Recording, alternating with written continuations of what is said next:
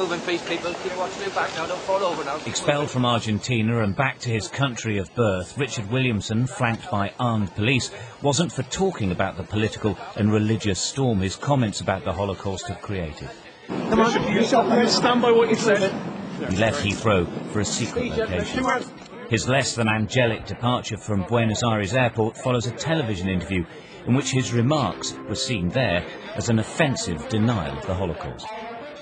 I think that 200,000 to 300,000 Jews perished in Nazi concentration camps, but nothing like that, none of them by a gas chamber.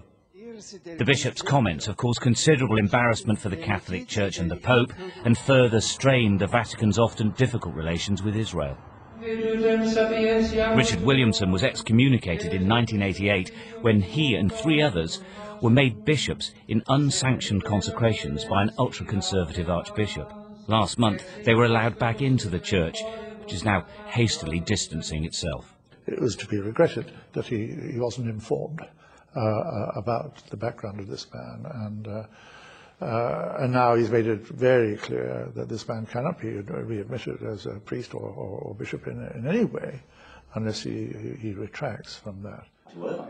Revisionist historian David Irving, himself jailed in Austria for glorifying the Nazi Party, insists Richard Williamson has a right to speak. He knows him and he's been emailing him advice, but concedes he's in a lot of trouble. I don't think he realises the appalling position he's now in.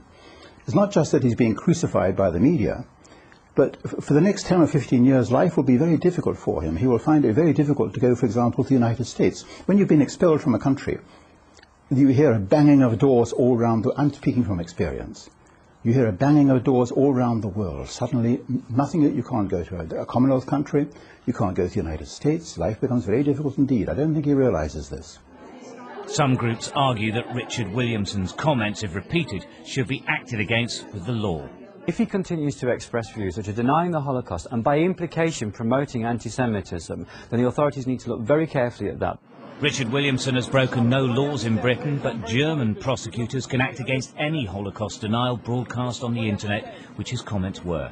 It's understood they're considering whether to take action. Stuart Ramsey, Sky News.